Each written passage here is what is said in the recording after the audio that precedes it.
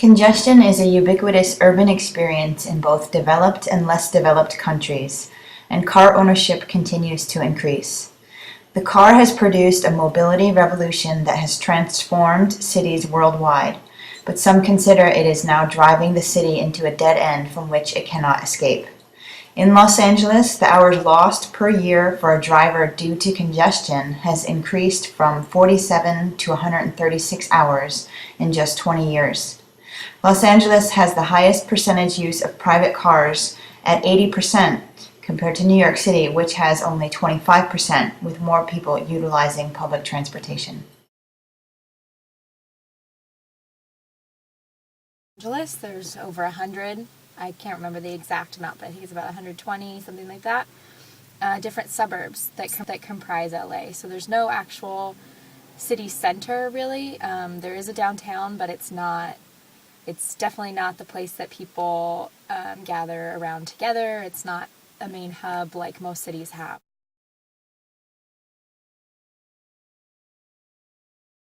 Everything is located more close. You kind of cluster pharmacies, shopping centers, everything together around the area. You can always walk to the nearest grocery store, and here you can't. So I feel like the infrastructure and the building of the community is more walk-friendly and biking-friendly. Sustainable solution number 1. What if we could design urban centers for each suburb of Los Angeles and create transportation hubs there? We would create an environment where people can easily get off the bus or train and walk to the market or go shopping.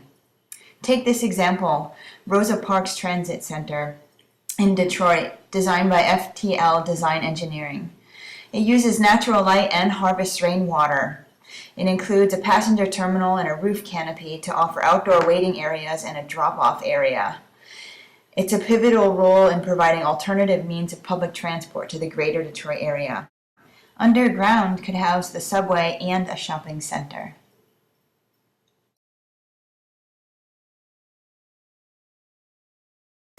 It's terrible. But I mean, from growing up there, you kind of just get used to it. If that sounds kind of weird, but you just sit in traffic a lot. I always have to plan. I'm always late, and it's not because I'm a late person, but you just never know. If you plan a half hour to sit in traffic and you're there for 45 minutes, there's just nothing you can do. My first time to LA last week was pretty.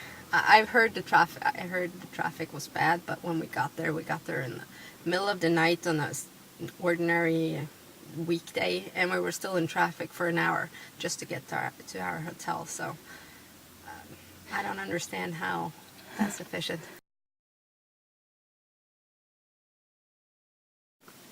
Well, first of all, what struck me the most is the amount of cars here. They're everywhere. It's insane. And I don't really see any buses, and the people who do take them tend to be not the general public. So I don't really get the impression that there is any public transportation system at all here. People rely on cars. The distances are large. I have a car myself here, but back home I don't have a need for it. Sustainable solution number 2. Deter people from driving. Have more tolls. Create incentives for not driving. Or have an electric car only lane. And electric car priority parking right in front of the store with vehicle charging stations.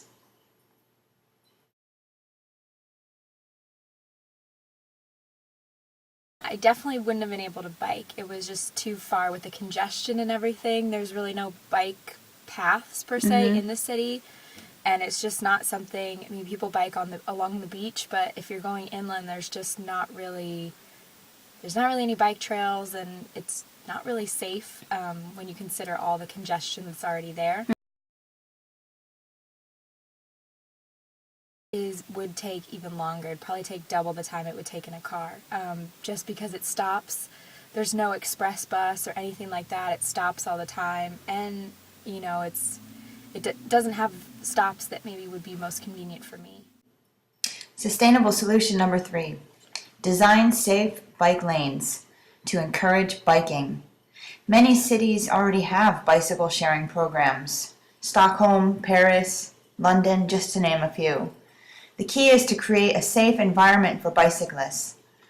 We could even implement a car-free day to encourage biking.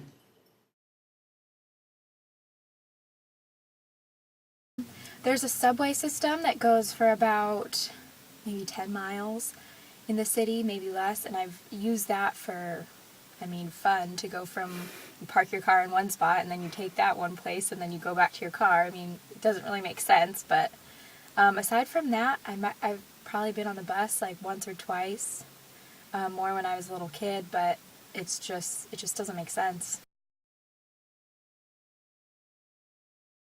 No, I would never have dared to. And I didn't see any either, so.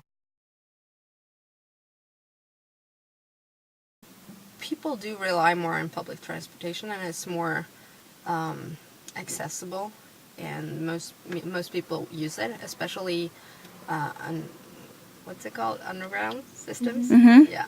And buses, there are numerous buses going every 5th minute, and they're fast and take you wherever you want. You always find a route that fits your destination. Sustainable solution number 4. Design buses and trains so they are efficient, affordable, reliable, practical, and sexy. This way people will want to ride them. Take these examples. Porsche designed trains in Oslo, and even a solar-powered I-Stop currently being tested in Italy.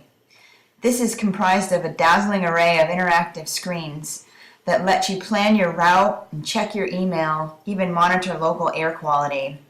This way, waiting for the bus isn't such a drag. There's a lot of challenges because it's so spread out. To put in a subway system or something like that where it would be able to reach everybody would be really costly, and it would take a long time to get from suburb to suburb. I think that would be really difficult, and just construction, it would take forever. They just put a carpool lane on the 405 freeway, which is, it took probably 4 years to get an extra lane on both sides of the freeway, and even now, there's still traffic. It might have improved a little bit. If you have more than one person in your car, you might get somewhere a little bit faster, but you still end up bumper to bumper during high traffic time. Sustainable solution number 5. Implement a vehicle quota system as carried out successfully in Singapore. This will keep car population at levels sustainable by utilizing existing road infrastructure. This has been effective control of vehicle population. Every vehicle owner must have a certificate of entitlement.